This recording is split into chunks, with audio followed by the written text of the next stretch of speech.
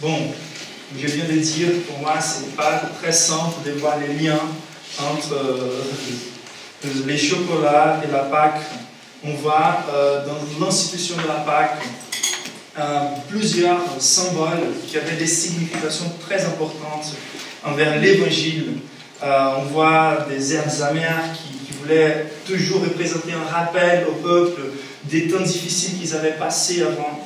Il fallait qu'ils mangent les choses prêtes avec les bâtons pour symboliser aussi le fait qu'ils étaient des pèlerins, qu'il fallait s'enfuir, qu'ils étaient des passages. Donc tout ça a des connotations pour nous aussi. Mais au centre de tout ça, c'est cette délivrance des dieux, de l'esclavage envers une terre promise. Okay? Et cette délivrance des dieux vient au travers quelque chose qui Dieu passe dessus. Comme les Américains disent, Passover, pour décrire la Pâque. C'est vraiment par là qu'on comprend la signification du mot. Donc Dieu est en train de passer au-dessus, au lieu de dépenser son jugement sur nous. Et c'est par là, en fait, par quelque chose qui n'est pas très évident dans les moments, comment un agneau a à voir avec toute cette histoire, pourquoi son sang va nous protéger. Mais on va comprendre aujourd'hui la vraie signification de la Pâque.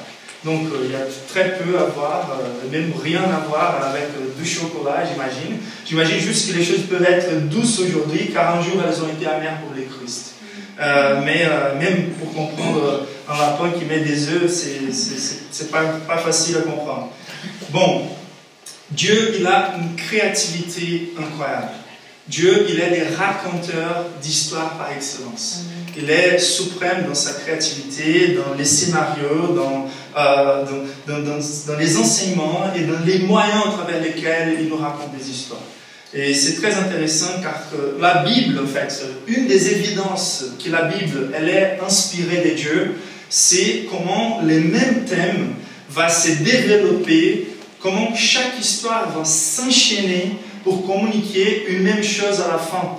Et chaque histoire en soi-même, elles sont merveilleuses en soi, dans ses enseignements. Ils révèlent plusieurs choses sur Dieu en elles-mêmes. Mais la chose la plus incroyable, c'est comment, en mettant une histoire sur l'autre, on commence à comprendre progressivement mieux l'Évangile. On commence à voir progressivement la gloire de Dieu. Et il y a donc des symboles très clairs dans chaque histoire biblique que l'Évangile est un peu condensé là-dedans.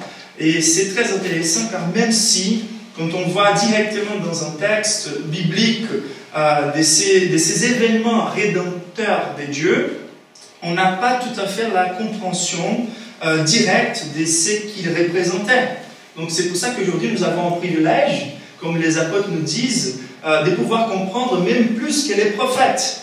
Mais les prophètes, ils avaient la capacité quand même de regarder une espèce de paramètres, des répétitions qui les donnaient l'espoir de croire dans certaines choses qui étaient vraiment très claires. Juste pour donner un exemple, quand Adam va se tourner vers Ève et va lui nommer Ève, il est en train d'exprimer sa foi. C'est la première expression de foi dans la rédemption.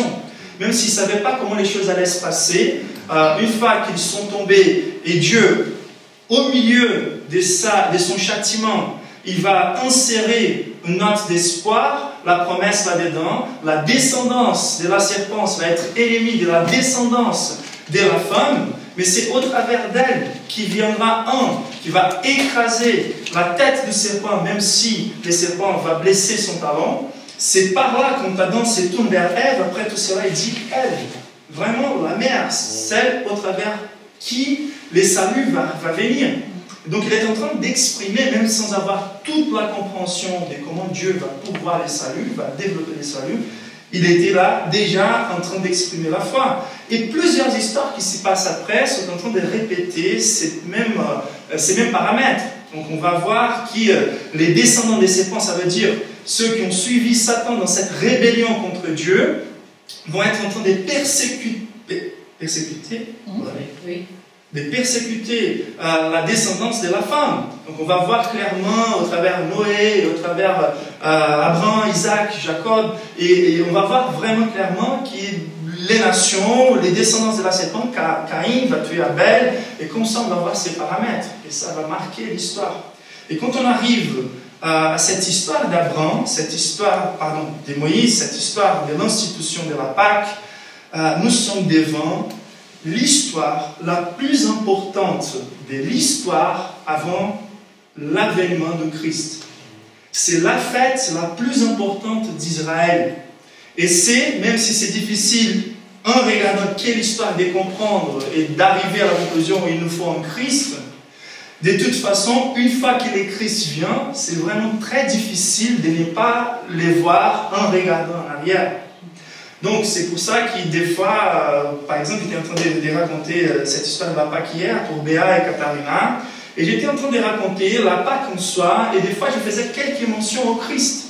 Et c'est Béa qui avait lu me dire, « Papa, c'est incroyable, les histoires sont en train de se connecter. » Et je me suis dit, ah bon, les Juifs, comment vous n'arrivez pas à cette même conclusion sur un enfant de 4 ans arrive à le faire?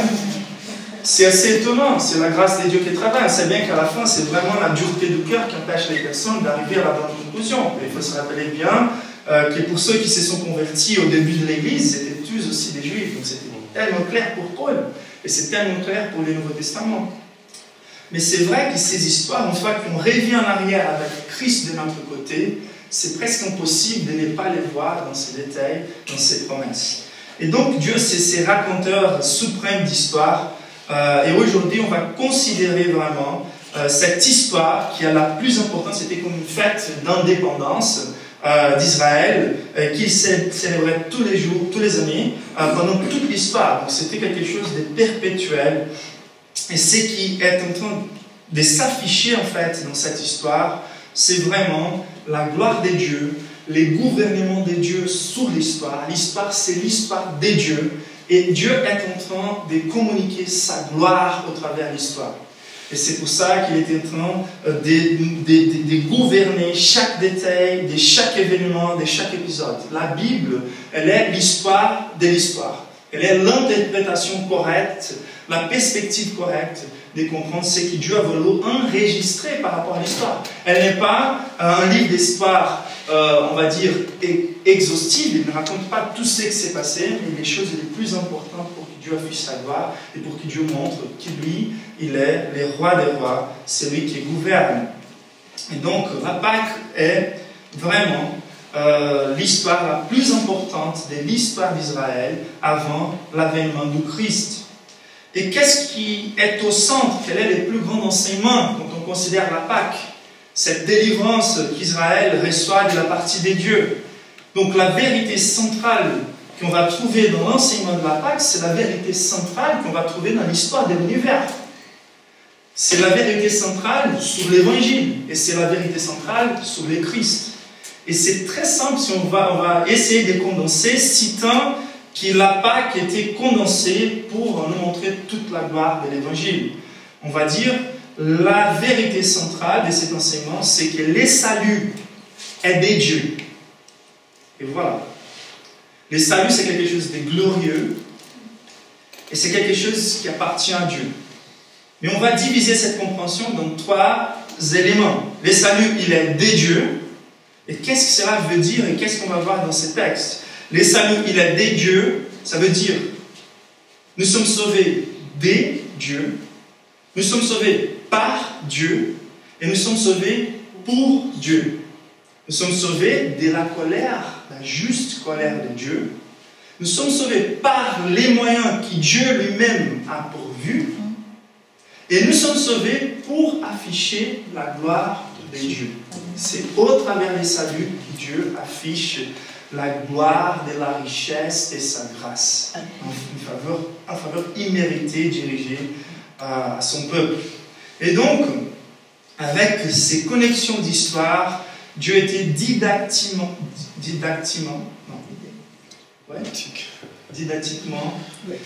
et progressivement en train de nous manifester la gloire de sa grâce par les saluts de l'humanité. Donc les saluts est des dieux, par Dieu, pour la gloire de Dieu. Et juste pour mentionner un texte qui vient tout à la fin de la Bible pour nous rendre cette conclusion indoutable, je voulais vous inviter à ouvrir en Révélation chapitre 7, verset 9. jusqu'à le verset 12. Donc là, on est déjà à la fin en train de regarder en arrière. Et tous les événements qui se sont passés dans l'histoire d'Israël peuvent être interprétés par cette conclusion finale qui va nous montrer clairement que les saluts est des dieux, par Dieu, pour la gloire de Dieu. Là, c'est la vision de la gloire, la vision du ciel. Et Jean, il est en train de regarder celui-ci, verset 9. Après cela, j'ai regardé et voici, il y avait une grande foule que personne ne pouvait compter, de toutes nations, de toutes tribus, de tout peuple et de toutes langues. Ils se tenaient devant les trônes et devant l'agneau, revêtus de robes blanches et des palmes dans leurs mains.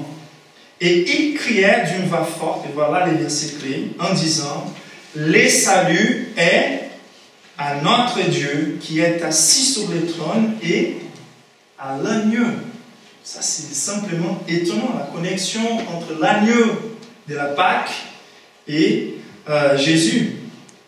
Et tous les anges se tenaient autour du trône, et des vieillards et des 4 êtres vivants, et ils se prosternèrent sur leur face devant le trône, et ils adorèrent en disant, Amen, la louange, la gloire, la sagesse, l'action de grâce, l'honneur, la puissance et la force, soit à notre Dieu, au siècle des siècles. Amen. Amen.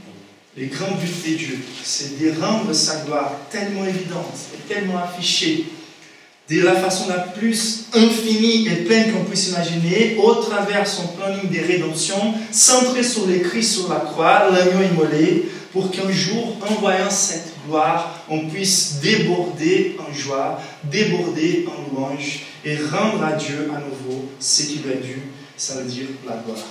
Et donc, on va commencer par les saluts des dieux. Les saluts est quelque chose où Dieu nous sauve de lui-même, de sa juste colère. Et il faut se rappeler que la gloire des dieux, elle est aussi affichée par la manière dont Dieu ne peut pas mépriser les péchés. Notre Dieu a aussi la gloire de sa justice. Et Dieu est glorifié quand il est en train de punir ceux qui méritent la punition. Et c'est par là qu'on va considérer les contextes, comme on se rappelle bien de l'institution de la Pâque, on va se rappeler de cette confrontation entre l'Égypte et les peuples de Dieu. Ils étaient esclaves pendant 400 ans. Cela a été prévu 400 ans avant ce moment-là, même plus que ça. Donc 4 générations avant, Dieu a dit à Moïse, à Abraham, que sa 4e génération allait partir en Égypte et qu'elle allait rester 400 ans là-bas. Donc c'est les dieux de l'histoire, c'est les dieux des prophéties qui s'accomplissent. Et donc toutes ces choses-là sont gouvernées par Dieu. Les peuples se multiplient en étant esclaves. C'était aussi une façon de Dieu de ne pas permettre que les peuples d'Israël se mélangent avec d'autres peuples. Car les Égyptiens, ils étaient très séparatistes, ils ne permettaient pas que ces esclaves se mélangeaient avec sa culture. Et donc, Israël, ils grandissent jusqu'à ce que ça devient une menace pour les pharaons. Et les pharaons, donc, décident de faire quoi? Tuer tous les enfants d'Israël. Et à partir de là, on se rappelle bien les contextes de la naissance de Moïse. Sa mère fait avec lui quelque chose de très pareil à ce qu'il Noé a vécu. Donc elle va faire un basket, c'est comme ça que vous dites, un panier, ok, et il va être jeté dans l'eau, là où plusieurs d'autres enfants étaient tués, étaient jetés après avoir été tués. Et donc, on voit cette première délivrance de Moïse, quelqu'un qui ne pouvait pas se sauver, était un bébé, et à partir de là, il va grandir proche du Pharaon. Et donc il y a cette crise entre les peuples esclaves, le peuple d'Israël, le peuple des dieux, et l'Égypte.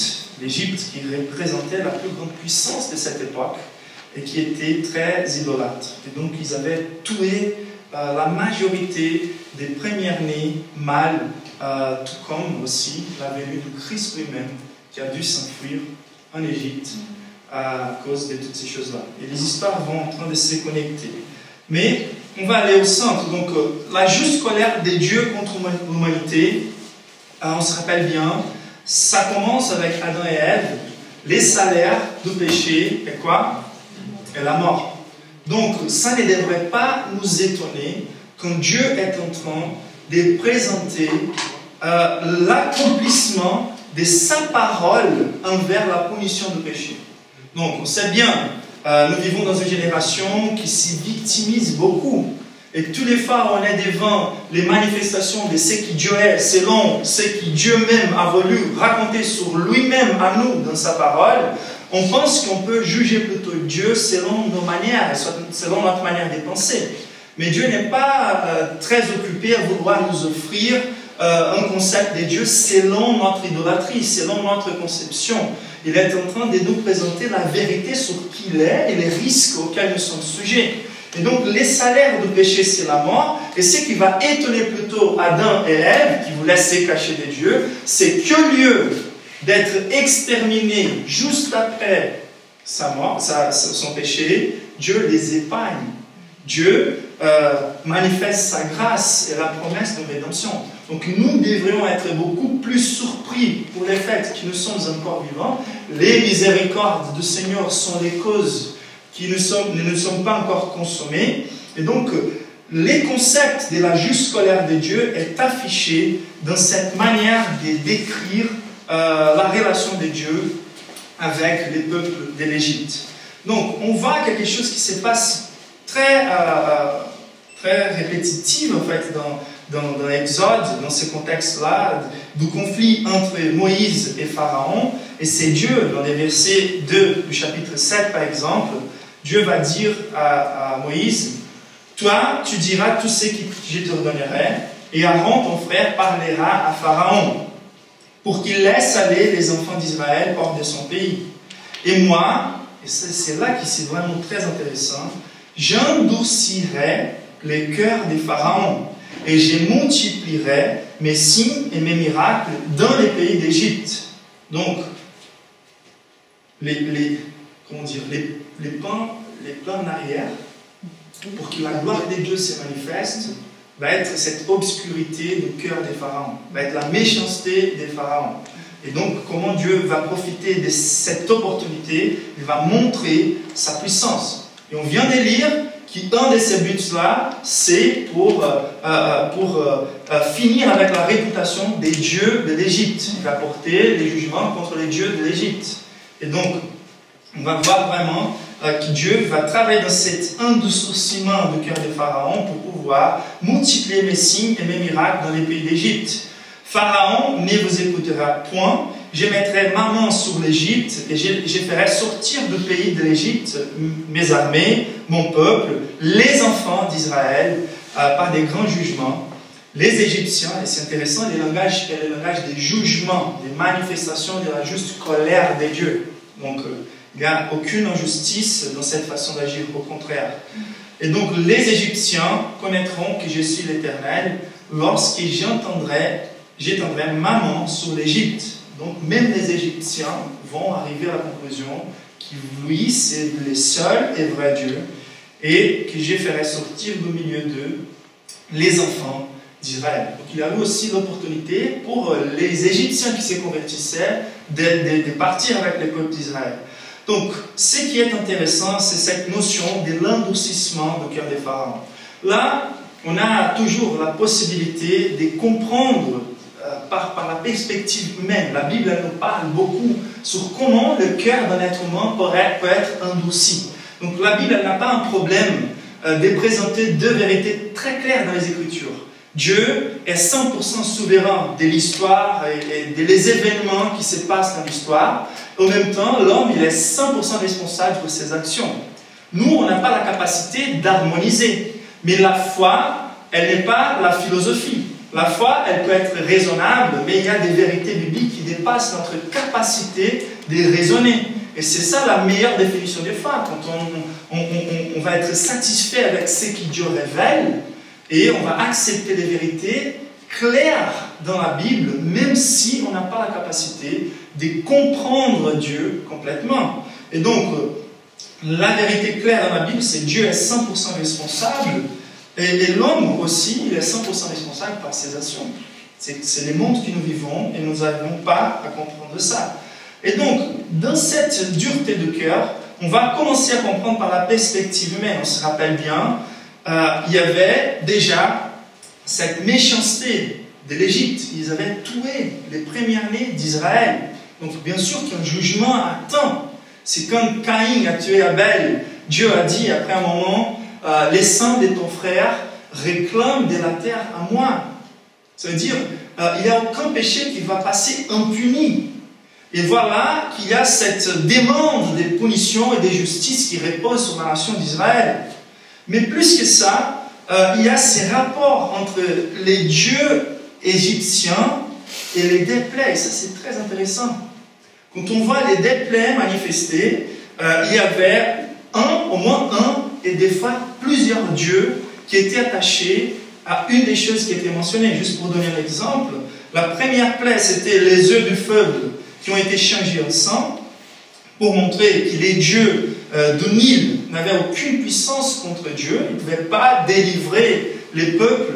Et donc c'est très intéressant. Il y avait Hapi, qui était comme un taureau dieu, qui était les dieux des Nils. Il y avait aussi Isis, qui était une déesse de Nil, et un autre dieu aussi du Nil qui s'appelait Khnum. Okay, moi, je n'ai pas la bonne prononce, mais il y avait au moins 3 dieux attachés à la notion du Nil, 3 dieux égyptiens. Ensuite, on voit les grenouilles. Et aussi, il y avait un dieu, une déesse en fait, qui avait la tête d'un grenouille. Elle s'appelait Reket. Après, les moustiques ou les poux. Et il y avait aussi les dieux du désert, d'où sont sortis tous ces poux-là. C'est tous ces dieux qui étaient censés protéger les moyens des provisions pour Égypte. Ils commencent à être détruits par Dieu. Dieu commence à faire tomber toute la réputation de ces dieux et montrer qu'en vérité, ils ne sont pas des dieux, il y a bien un Dieu.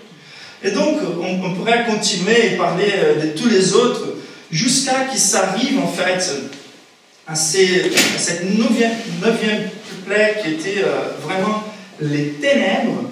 Okay. Et à partir de cette notion de la ténèbre, on voit la 10e plaie qui est, donc il y avait les dieux du soleil, il y avait les dieux du ciel, et clairement ces 3 jours de ténèbres représentaient Dieu qui était en train de détruire un autre Dieu d'Égypte. Mais plus que ça, on va voir à nouveau aussi dans les jugements de l'humanité en Jésus, qui aussi les ciels ont été obscurcis. On va voir ces modèles qui vont se répéter dans la venue du Christ. Donc les contextes que Dieu était en train de former, c'était un contexte des jugements, où Dieu était progressivement en train d'utiliser des moyens un peu moins forts pour manifester ses jugements, jusqu'à qu'il arrive directement et il va visiter la terre pour appliquer directement son jugement. Donc, la première chose qu'il faut considérer, c'est que l'Égypte, il était en train de demander des dieux la juste punition des dieux, car il s'agissait d'une nation idolâtre, orgueilleuse, et qui adorait. Si on va faire un sommaire de tous ces autres dieux, il y avait aussi l'adoration à Pharaon lui-même, comme si c'était les dieux sur terre. Et donc, c'était Dieu qui était en train de manifester que lui, il était le vrai Dieu. Ce qui est étonnant, c'est d'expliquer comment, après avoir souffert si tant de punitions, comment le cœur de Pharaon a continué à être dur. Pourquoi ces catastrophes, qui des fois sont suffisantes pour adoucir le cœur de plusieurs, n'ont pas adouci le cœur de Pharaon? Et donc, il y avait toute cette méchanceté dans la perspective humaine qui pourrait justifier ce que la Bible parle sur la cautérisation, c'est comme ça qu'il dit en français, la cautérisation du cœur humain. Et aussi, il y a l'aspect progressif. Donc, les plus on rejette la répréhension, les plus on rejette l'opportunité d'obéir à Dieu, les plus le cœur devient dur.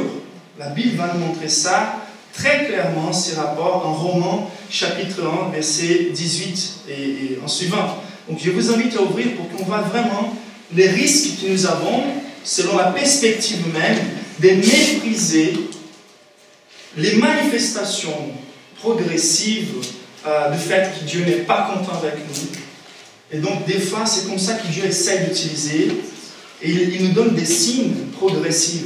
On va voir que chaque plaie était pire que l'autre, en fait. Et dans nos vies, des fois, c'est par là que Dieu commence à manifester qu'il n'est pas content avec la façon dont on vit. Et il attend qu'on revienne vers lui en repentir. Dans les cas de cette résistance, Proverbe aussi va nous dire ça clairement. L'homme qui étant repris plusieurs fois, roidit son cou, sera subitement brisé sans qu'il y ait de la guérison. Et donc, Romains chapitre 1, verset 18 va nous dire, attention, la colère de Dieu se révèle du ciel contre toute impiété et toute injustice des hommes qui retiennent injustement la vérité captive. Ce n'est pas la manque d'évidence, ils veulent vraiment supprimer la vérité. Car ce qu'on peut connaître de Dieu est manifeste pour eux. Dieu les leur ayant fait connaître, en effet, les perfections invisibles de Dieu, sa puissance éternelle, sa divinité, se voient comme à l'œil depuis la création du monde. Quand on les considère dans ses ouvrages, ils sont donc inexcusables. Il est en train de dire que quand on regarde la nature, et moi j'ai passé par une expérience étonnante, je suis allé à Bali une fois, en Indonésie, je n'arrivais pas à faire la connexion entre la beauté de l'endroit, la beauté de la nature, et les dieux qu'il représentait par les têtes qu'il formait. Il y avait des rats partout, il y avait des offrandes par terre, des offrandes en haut, des dieux bons, des dieux mauvais, mais tous représentés avec une face vraiment ténébreuse. Et comment on peut sortir de la beauté de la création et arriver à cette conclusion? Et voilà, en fait, c'est par la suppression continuelle de la vérité qu'on commence à marcher dans cette direction, car notre cœur devient chaque fois plus cautérisé. Et donc, ils sont inexcusables. Verset 21.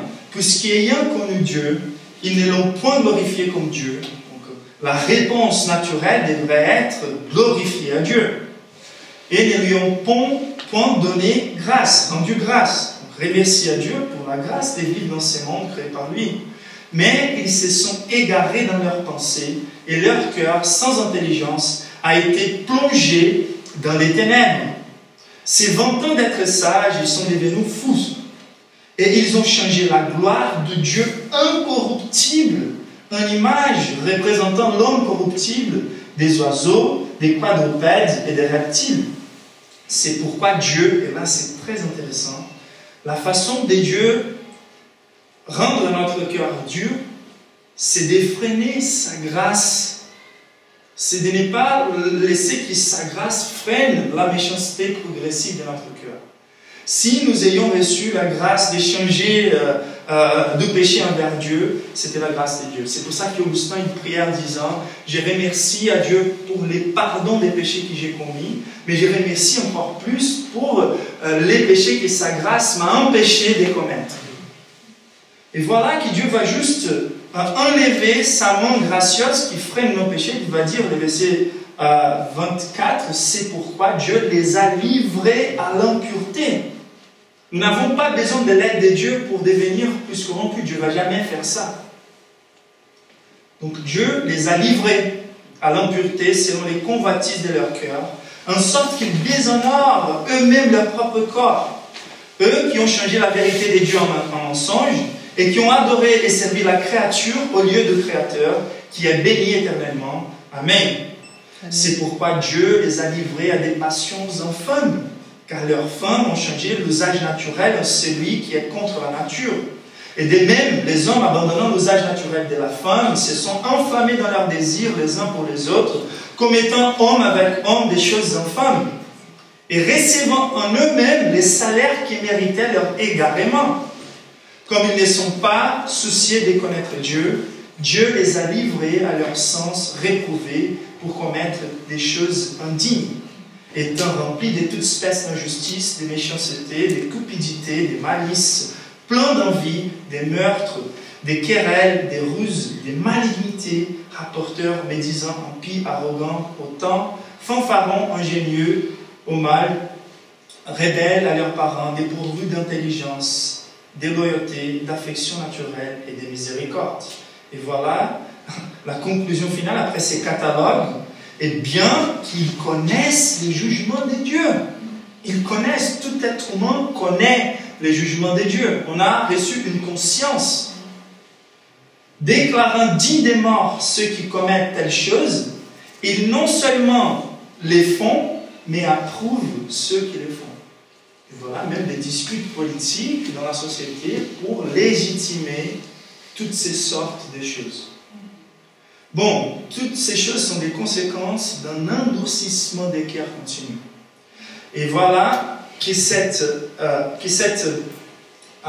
idolâtrie, c'est les premiers pas envers. Ils sont en train d'adorer eux-mêmes, d'adorer d'autres dieux. C'est les premiers pas de l'endurcissement du cœur. Mais aussi, quand on regarde cette résistance à la conscience, cette résistance au signe des jugements des dieux, nous sommes en train d'endurcir notre cœur davantage. Et voilà, c'est comme ça qui s'est passé avec cet homme, les pharaons, après 9 plaies progressives, des événements, un les plus pires que les autres. Et il faut qu'on évalue notre vie des fois. Il faut qu'on évalue les choses qui se passent dans nos vies. Dieu a dit, une fois, il a dit, car j'étais en silence, vous pensez que j'étais égal à vous. Mais en fait, aucun péché ne va passer impuni. Et donc, quand la colère de Dieu arrive à sa plénitude, il va déverser. Si on ne considère pas la justice de la colère de Dieu et la méchanceté du péché, on n'arrive pas à comprendre comment Dieu a pu arriver à point même de tuer les enfants et les premiers-nés de l'Égypte. Mais c'est par là que Dieu est en train de montrer l'idolâtrie de l'Égypte et le fait que nous méritons cette punition. Donc, nous étions en train de voir la perspective humaine de comment un cœur peut s'endurcir. Et il faut qu'on fasse attention à ça. Quelles sont nos idoles? Notre idole peut s'appeler Jésus. Notre idole, elle peut s'appeler Dieu. Qu'est-ce que je veux dire par là? Quand nous ne sommes pas en train de vouloir reconnaître la vérité sur Dieu, selon ce que la Bible nous présente, ça veut dire que je peux utiliser les noms de Dieu, mais je ne suis pas du tout en train d'adorer des vrais dieux. Quand j'utilise les noms de Christ pour concevoir une idée de Christ qui est différente de l'idée biblique sur le Christ, je suis en train d'adorer un Dieu fabriqué par ma volonté. Je suis en train de pratiquer de l'idolâtrie. Et donc, nos dieux peuvent être ces dieux semblables, les dieux qui, dans une culture un peu plus rurale, a des choses à voir avec la nature, la provision, qu'aujourd'hui, comme on est un peu plus développé scientifiquement, aujourd'hui, notre Dieu peut être la science. Aujourd'hui, notre Dieu peut être la probabilité, l'assurance que j'ai pour calculer les futurs, les revenus. Les dieux peuvent être Mammon, le Dieu de l'argent, qui a été toujours un Dieu qui voulait remplacer Dieu dans notre cœur. Des choses qu'on aime bien. Si on veut identifier un Dieu dans nos vies, il faut juste voir qui occupe les lieux les plus importants dans notre cœur. Si c'est les dieux de la Bible, si je suis en train de servir au Dieu de la Bible, ou si je suis en train de servir d'autres choses. Si ma confiance est plus déposée dans des choses humaines, matérielles, physiques, ou si je suis plus dans la dépendance des dieux. Qu'est-ce qui va bouleverser ma vie? Qu'est-ce qui va voler ma paix? Qu'est-ce que je vais adorer? Qu'est-ce que je loue en fait d'habitude? Quelles sont les choses que je loue avec l'habitude? Où sont les lieux où je peux dire, là j'ai vraiment de la joie? Je suis avec cette personne. Est-ce que c'est Dieu cette personne? Toutes ces choses-là, ce sont des idoles. Et Dieu ne peut pas partager sa gloire avec personne. Car si Dieu permettait, ça n'existe pas un chrétien charnel. Ça n'existe pas un chrétien qui fait plus de confiance à l'argent que Dieu. Ces choses-là sont en train plutôt d'afficher soit que notre foi elle est malade, soit qu'on n'a pas connu vraiment les dieux de la Bible. Donc quand on identifie un idole dans notre cœur, il faut vraiment qu'on détruise ces idoles. Ou qu'on puisse mettre les choses que Dieu nous donne par sa grâce à leur bonne place. plutôt pour nous approcher des dieux, pour substituer la présence des dieux dans nos vies. Donc s'il y a quelque chose qu'on pense qu'on ne peut pas vivre sans, c'est un idole. S'il y a une personne qui reçoit plus notre louange et notre sacrifice que Dieu lui-même, c'est un idole. Si on pense que notre joie vient de certaines circonstances, c'est un idole. Notre joie vient des dieux et des dieux seuls. Et donc, la colère des dieux va être déversée sur les idolâtres. Mais, ça c'est le plus intéressant, dans les contextes d'Exode, ce qui est plus en emphase, c'est que Dieu est activement en train de persécuter Pharaon. Il est vraiment, on peut voir par la perspective humaine comme on vient de faire, mais l'emphase biblique dans ces cas-là, c'est vraiment « je vais endosser son cœur ». Ça veut dire je suis là en train de faire quelque chose au-delà d'une histoire qui va s'arrêter avec vous. Si l'agneau est un représentant de Jésus lui-même, les jugements de Pharaon est un représentant du jugement final. Et c'est comme ça. Dieu va venir à la persécution de chaque rebelle. Dieu doit rendre compte devant soi-même, car il est en train de laisser plusieurs péchés impunis. Et lui, il est un feu dévorant, il est un Dieu saint. Et cette soif que même nous avons des fois, que la punition se passe dans la vie de certains, des impies qui prospèrent, etc., etc., un jour, cet événement historique va avoir place. Et donc la 9e plaie, elle rend les scénarios d'un jugement cosmique. Et la 10e plaie va montrer vraiment que l'homme, l'être humain, il doit être déraciné, coupé de la terre des vivants. Depuis sa racine, depuis les premiers-nés.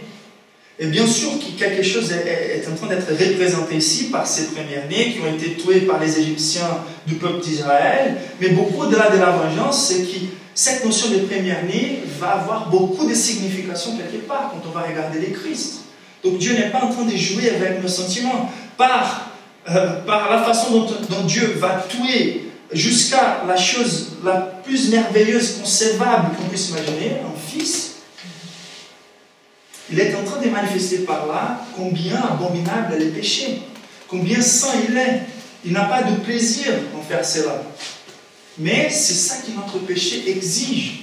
Et c'est par là qu'on commence à comprendre la nature sainte et glorieuse de Dieu. Et si on n'a pas la bonne compréhension de la nature sainte et glorieuse de Dieu, du fait que Dieu va venir punir chaque péché, que cette barrage qui est en train d'accumuler la colère de Dieu pendant la période de l'opportunité et de la patience, un jour sera déversée. On sera tous devant les trônes de Dieu. Et Dieu va persécuter, personne ne va échapper. Et c'est pour ça que lieu de présenter un Dieu facile à digérer pour les personnes, il faut représenter les vrais dieux. C'est pour ça que Jean-Baptiste il prêchait en disant race des vipères, des serpents. Qui vous a appris à s'enfuir du jugement à venir, de la colère à venir? Race des vipères. Nous, on a toujours des choses qu'on veut recevoir de Dieu. On a une idée de notre situation beaucoup mieux qu'on pense qu'elle est vraiment. Donc on pense qu'il faut juste venir à l'église et demander à Dieu les choses qu'on pense qui vont nous faire heureux. Mais Dieu il est beaucoup plus préoccupé avec vous, avec moi, avec chacun d'entre nous, que nous-mêmes. Nous ne voyons pas en fait le fait que nous sommes sous la colère de Dieu, d'un Dieu saint. Et c'est pour ça qu'ici, Dieu est en train d'afficher vraiment qu'ici c'est terrible d'imaginer l'ange de la mort qui va tuer les premiers-nés des animaux et des hommes de l'Égypte. La pire chose qu'on pourrait imaginer, c'est ça. Mais ça, c'est juste une illustration de quelque chose de beaucoup plus pire qui va se passer éternellement avec l'humanité, sans Christ. Donc, c'est pour ça qu'on va dire le salut est de Dieu. Dieu est en train de nous sauver de lui, de sa colère, d'une colère inévitable. Ensuite, les saluts des dieux. Par là, je veux dire, les moyens du salut ne peuvent qu'être pourvus par Dieu. On ne peut pas trouver le salut ailleurs. Et c'est pour ça que Dieu, il va décrire exactement, c'est ça, c'est un peu folle là. Donc il y a Dieu qui va venir nous délivrer, Dieu qui va venir juger nos ennemis, mais on ne peut pas nous sentir privilégiés. Ça veut dire que nous sommes tous serrés dans la même condition. Didactiquement, Dieu a choisi un peuple, mais c'était un choix fonctionnel pour que tous les peuples soient bénis. Et c'était pour ça que la sévérité des dieux avec Israël, des fois, c'était plus dur que la sévérité des dieux envers d'autres peuples païens. Et donc, Dieu va prendre Israël et va décrire exactement ce qu'il faut faire pour que leurs enfants soient préservés. Donc Dieu, il était en train d'utiliser des moyens pour punir l'Égypte, pour montrer que Dieu n'était pas content, qu'ils étaient désobéissants. Mais à partir de là, Dieu va venir lui-même sur terre. Et quand Dieu vient sur terre, il n'y a pas de sang, même pas en Israël. Et c'était pour ça qu'Israël devrait recevoir désespérément de Dieu les moyens que Dieu avait définis pour qu'il soit sauvé. Il n'y avait pas un autre moyen. Et c'est pour ça qu'ils prennent l'agneau, c'est pour ça qu'ils immolent l'agneau, c'est pour ça qu'ils prennent son sang. Et donc la liaison entre l'agneau et la représentation de Christ, c'est cet attachement qu'on ne peut pas nier. C'est ces rapports entre la miséricorde et la justice de Dieu, car Dieu n'agit jamais sans justice. Il ne peut pas juste dépasser nos péchés, nous privilégier et ne pas tuer à nous et nos enfants. Il doit justifier à soi-même. Et c'est pour ça que Paul, il va nous dire, va résoudre la question en disant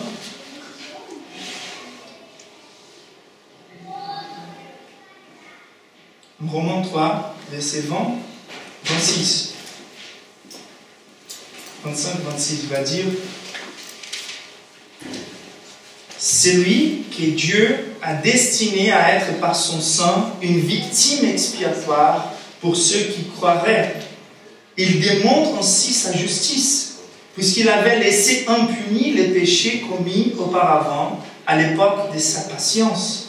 Il a démontré dans les temps présents de manière à être juste, tout en déclarant juste celui qui a la foi en Jésus. C'est énorme. D'être en train de dire, si les choses ne se passaient pas comme ça, Dieu serait injuste. Il ne peut pas déclarer juste des pécheurs. Mais ceux qui ont la foi en lui, Dieu a destiné Jésus pour être par son sang une victime expiatoire. Quelqu'un qui va nous remplacer comme était l'agneau de la Pâque. Et c'est par là qu'on commence à comprendre que les dépassements des premiers-nés d'Israël, c'est ça qu'on appelle de l'épaisement de la colère de Dieu. Chaque agneau sacrifié, il ne pourrait pas vraiment et pleinement expier notre péché. Ils ne sont pas des êtres humains. Mais il représentait quelque chose qui apaisait la colère de Dieu temporairement. Et la colère de Dieu s'accumulait, s'accumulait, s'accumulait, jusqu'à que Dieu va déverser sa colère dans son propre Fils. Donc Jésus, il est le paratonnerre de la colère de Dieu. Il ne peut pas que dépasser nos enfants, il faut qu'il dirige cette colère quelque part pour pouvoir nous épargner, le peuple d'Israël. Et il va déverser cette colère des enfants d'Israël, de nous, les croyants, envers son propre Fils. Et c'est pour ça que c'est le seul Dieu capable de traiter les plus grandes absurdes de cette vie. Il n'y a aucun Dieu qui connaisse des premièrement ce qui représente de perdre un enfant. Et perdre un enfant à cause des injustes, à cause des pécheurs. Et donc Dieu il est en train de dévier sa colère envers soi-même dans la personne de son Fils. Les maudits en étant bénis, car le seul béni est devenu maudit. Dieu s'est fait fils des hommes pour que les fils des hommes deviennent fils des dieux. Et les saints d'Israël est immolé et affiché publiquement. Et Dieu est en train de justifier sa patience par là. Jésus a été baptisé par la coupe de la colère de Dieu. Et c'est pour ça qu'avec lui, nous sommes baptisés dans les eaux. Et c'est pour ça que Moïse a passé par un baptême des eaux, où tue les ennemis, les descendants de la serpence, les Égyptiens qui les ont persécutés dans la mer Rouge, ils ont été souffert un baptême des morts. Et ces eaux qui sont en train de s'accumuler, les eaux de la colère de Dieu, si nous nous sommes déjà baptisés en lui, si nous avons souffert avec lui par la foi, si cette colère de Dieu a été déjà déversée en nous dans la personne de son Fils, nous sommes avec Jésus dans cette résurrection pour la vie. Et nous faisons partie du peuple de Dieu. Mais la colère reste sur ceux qui ne sont pas connectés à Dieu au travers de Jésus, qui n'ont pas été baptisés par ces yeux de la colère de Dieu. Donc les moyens, c'est celui-là. Et donc c'est ça qui était intéressant quand j'étais en train de partager à Béa, j'ai parlé de l'agneau, et j'ai parlé de Christ, et elle a vu vraiment que ces brebis sans tache, qui a dû être immolé entier, sans qu'aucun de ses os soit cassé, ça se rappelle bien. Et que quand on va à Révélation, en Apocalypse, Révélation 5, on va voir que les personnes étaient en train de blanchir leurs robes, croix moisies, dans les sangs de l'agneau. Le salaire du péché, c'est la mort. Le déversement des sangs, c'est la punition, c'est le paiement du prix. Et à partir de là, on a blanchi nos vêtements dans les sangs de l'agneau et nous sommes plus purs que la laine. Plus blanche que la neige. Et voilà qui c'est des dieux, par Dieu et pour la gloire de Dieu. On n'a pas le temps de développer pour la gloire de Dieu. On va juste finir en lisant ensemble Révélation 5, versets 1 à 14. Le salut, en soi, affiche la gloire de Dieu. Ça veut dire qu'il y a des vérités sur Dieu qu'on ne pourrait pas connaître différemment. Un Dieu qui a tellement voulu s'afficher à ses enfants et à son peuple, à point de se faire homme et habiter entre nous. Un Dieu qui révèle la profondeur de la grâce, un concept inédit dans l'histoire, en faveur qui n'est pas mérité. On connaissait l'amour de Dieu, mais pas la profondeur de l'amour de Dieu. Un Dieu qui m'aime à point de ne pas épargner son propre Fils. La gloire s'affiche dans l'accomplissement de ces prophéties. La gloire s'affiche dans la fragilité des êtres humains qui ont participé de cette histoire. Donc Dieu va faire un peuple. Il commence comment? Il choisit un homme vieux, donc la femme est stérile. Il va délivrer Israël de l'Égypte. Il commence comment? Avec un bébé dans une rivière. La fragilité de notre participation dans cette salut, c'est zéro. C'est Dieu qui vient à nos secours. C'est lui qui pourvoit les moyens. C'est lui qui fait la conception. C'est lui qui choisit son peuple. C'est son esprit qui vient opérer la nouvelle naissance, la régénération. C'est juste en lui, dans sa force, que nous pouvons faire des bonnes œuvres. Et nous ne sommes pas sauvés par nos bonnes œuvres. Nous pratiquons des bonnes œuvres comme une évidence que nous avons été nés à nouveau. Donc toute la gloire est rendue à Dieu. C'est que Dieu qui peut recevoir la gloire. Mais l'évangile est glorieux en soi. Et les résultats de tout ça, c'est que Dieu va défendre sa gloire, promouvoir sa gloire. Et le privilège pour nous, c'est qu'on va participer comme ces scénarios qu'on va lire ensemble pour finir. Révélation chapitre 5, versets 1 à 14. Puis je vis dans la main droite de celui qui était assis sur le trône un livre écrit en dedans et en dehors, scellé de 7 sceaux. Et j'ai vu un ange puissant qui criait d'une voix forte. Qui est digne d'ouvrir les livres et d'en rompre les ceux? Et personne dans les ciels, ni sur la terre, personne, ni sur la terre, ni sous la terre, ne put ouvrir les livres, ni les regarder. Même pas les regarder. Et j'ai pleuré. C'était les livres avec les noms de ceux qui devraient être sauvés. C'est les rôles des membres dans les mains de Dieu, les livres de la vie. Et j'ai pleuré beaucoup de ce qui personne ne fut trouvé digne d'ouvrir les livres, ni de les regarder. Et l'un des veillards me dit, ne pleure point. Voici les lions de la tribu de Juda. Les lions de la tribu de Juda, qu'est-ce que cela veut dire? La chaîne des rois d'Israël. Ces rois qui étaient puissants pour envahir la terre promise, qui ont vaincu même contre les circonstances humaines, par l'aide des lions de Juda, c'est-à-dire toute la force a été manifestée. Dieu, il est puissant. Mais est-ce qu'il est là en train de se manifester comme ces lions? Et il continue, les rejetons de David a vaincu pour ouvrir les livres et les 7 cieux.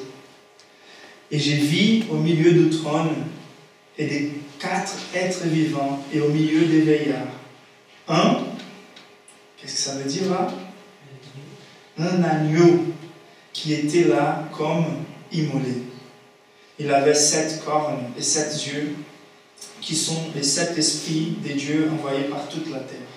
Il vint, il prit les livres de la main droite de celui qui était assis sur le trône. Quand il eut pris les livres, les 4 êtres vivants et les 24 veillards se prosternèrent devant l'agneau, tenant chacun un arc et des coupes d'or remplies de parfums, qui sont les prières des saints. Et ils chantaient un cantique nouveau en disant, « Tu es digne de prendre les livres et d'en ouvrir les cieux, car tu as été immolé. Et tu as racheté pour Dieu par ton sang des hommes de toutes tribus, de toutes langues, de tout peuple et de toutes nations. Tu as fait d'eux un royaume de sacrificateurs pour notre Dieu, un royaume d'adorateurs. Et ils régnent sur la terre. Et j'ai regardé, et j'ai entendu la voix de beaucoup d'anges autour du trône, et d'êtres vivants et des veillards. Et leur nombre était des myriades et des myriades et des milliers et des milliers. Il disait d'une voix forte, l'agneau qui a été immolé est digne de recevoir la puissance, la richesse, la sagesse, la force, l'honneur, la gloire et la louange. Et toutes les créatures qui sont dans les ciels, sur la terre, sous la mer, et tout ce qui s'y trouve, je les entendis qui disaient à celui qui est assis sur le trône et à l'agneau, soit louange, honneur, gloire et force, au siècle des siècles. Et les 4 êtres vivants disaient Amen. Et les veillards se prosternaient et adorèrent. Venons ensemble cette louange. Ça, c'est l'invitation de Dieu pour nous. Il nous suffit de reconnaître nos péchés, nous rappeler que nous sommes sous la condamnation de Dieu, venir désespérément vers la provision de Dieu. Le Seigneur va pourvoir. Et il a pourvu cet agneau immolé, cet agneau qui n'avait aucune tâche, qui a vécu la vie parfaite qu'on n'arrive pas à vivre, et qui a souffert la punition qu'on mérite de souffrir. Les fils de Dieu. Et maintenant, ce qui nous attend, c'est ces jours glorieux, où après les jugements, après la séparation finale de la descendance du serpent et la descendance de la femme, nous allons joindre ces louanges. Levons-nous pour prier.